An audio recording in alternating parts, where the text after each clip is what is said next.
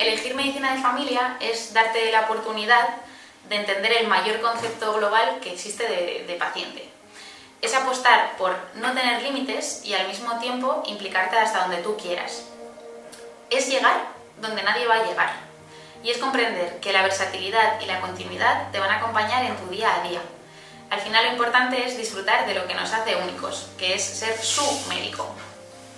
Jo soc Andrea, soc de Castelló i estic en Vitoria fent la residència de Medicina de Família i també estic aprenent euskera. Familia medikuntza ez zen nire lehenengo aukera, baina azkenean espezialitate hau aukeratu nuen. Orduan, nire buruari galdetu nion, zergatik geratzen da beti azkena? 4 urte eta gero, ez dut erantzunik, baina arrazoiak aurkitu ditut pena merezi duela pentsatzeko. Gasteizko ospitala nahiko txikia da. Horregatik, familiako residenteak garrantzia du, eta arlo desberdin asko landu ahal ditu. Hiri hau erosoa da. Gune berdeekin eta kirola egiteko aukerarekin. Beraz, animatu eta etorri, historia honen parte izateko.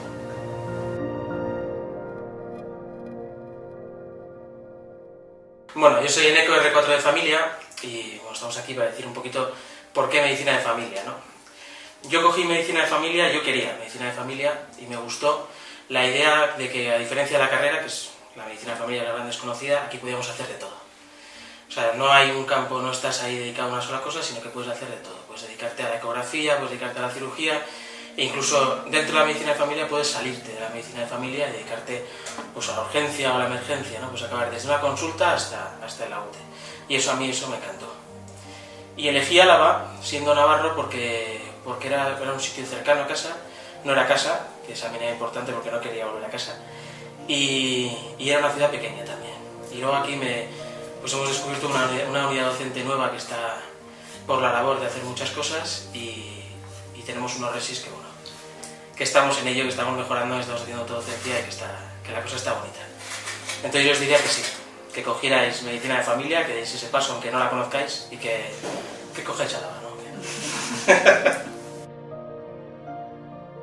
Bueno, ni egin naz, familia medikuko lehenengo urteko residentea, da ja nire horrekuak esan dute zergatik familia medikuntza, zergatik Álava putxo bat, baina nik uste beste ikuspuntu batetik azalduko dutela ze nire lehenengo aukera ezan familia medikuntza hartzia, nik neun hartu nahi nun, baina azkenen sartu nintzen mundu honetan da ikusi dute aputxo dute ez da enamoratu egin ez dela.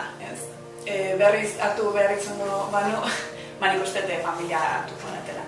Da zergatik Gasteiz, ni Arabarra naz, da egia da etxetik hurbil dekotela, baina nik badibidez Crucesen ikasi neban, izugarrizko ospitale itzela, danik banekin ez nula hori nahi, zerbitzu gehiegi, jendiak ez du berartean hitz egiten, da hemen ospitale txikia da, oso familiarra bezala, eta nik uste jendea aditsuago da. Da Gasteiz berez hiria oso komodua da, juntzaitezke bizikletaz leku guztitara, eta badauz egiteko gauza pilo bat, da residenteen artean rollo oso ona dago, futbolean jokatzeko geratzen geha, ez dakit, janariak egiteko, afariak egiteko, festan antetzeko, da nik berriro hartu behar izango banu,